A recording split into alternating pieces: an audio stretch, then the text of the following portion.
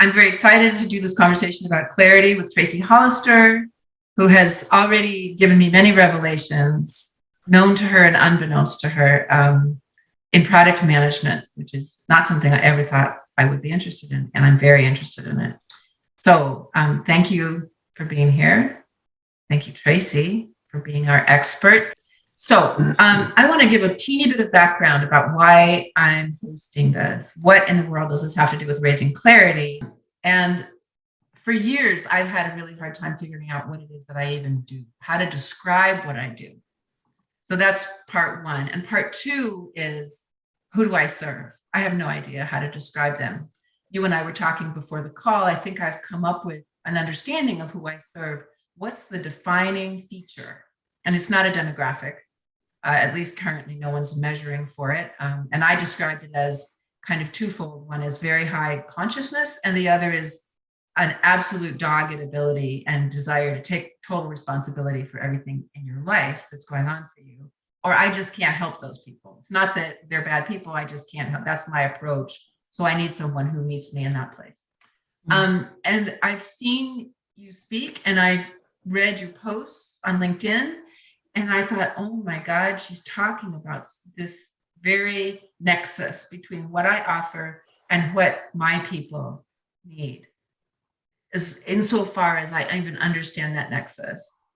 And it does relate to the work of George Kao, who's another person I've interviewed in the same series. George describes it, one way he describes it is the intersection between your passion and your compassion.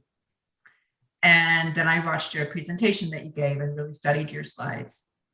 So I'm going to ask our starting question, and I encourage you to think about how this applies to your work in the world, whether it's fundraising and it's donors you want to attract to your work, students, participants at a demonstration if you're an organizer, or people like me who want clients. I'm looking for clients, but I'm not looking for just anybody. I'm looking for the real best people that I can serve.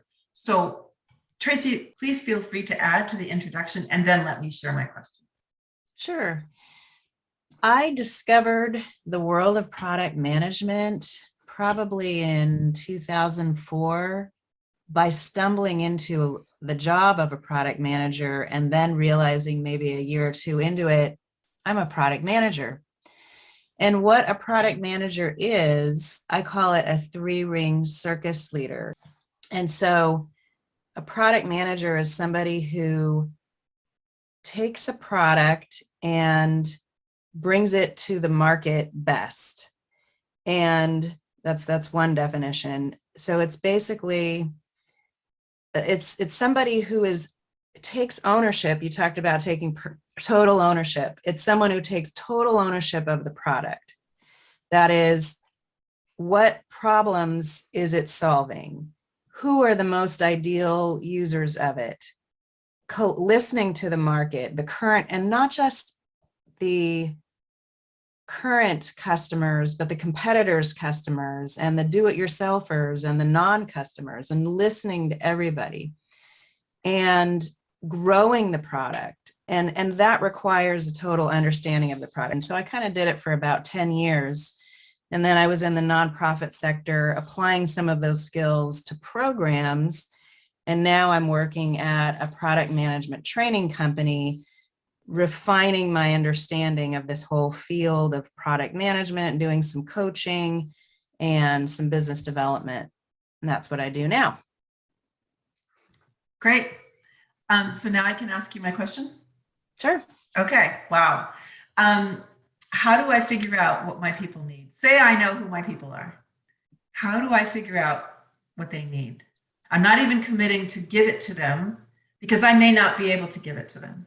But what are some of your favorite ways, best loved ways to find out within my small universe what my people need? In your universe of people that you coach, it would be asking them questions primarily in an interview. And we also like the observation technique, but that could just be, that's for more like if you're improving a physical product and how they interact with it. And because yours is a service and you're using your coaching skills, I would say primarily interviewing. And so finding out their biggest pain point. So asking questions about their pain point, their frustrations, their goals, their aspirations.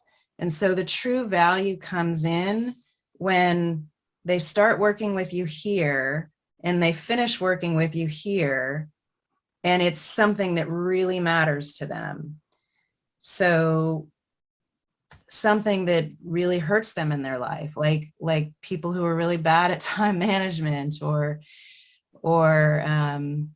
the money aspects of what you do. Right. And have the people that take time for a second. Okay, so I find out a lot of people need time management. What would I ask them? I think do I go back to them in a second interview? How do I sort of drill down and refine the questions for them, with them? I would just ask them, it's definitely open-ended questions. Like, tell me about your relationship with time. Okay. What is it that causes you pain? How does this impact your relationships?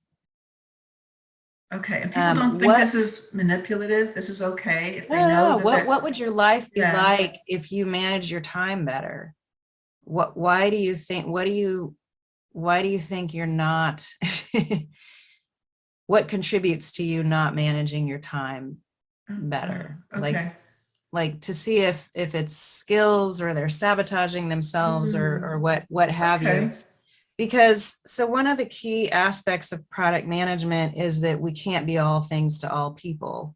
And so we want to identify some of the personality attributes or the specific problems. Like, we almost want to profile your ideal customer. There we go. And so one way to look at it would be, think about the customers where you just knocked it out of the park, and analyze, like, what do they have in common? And like you said, maybe they took total responsibility for their lives, but they also needed help in this one area.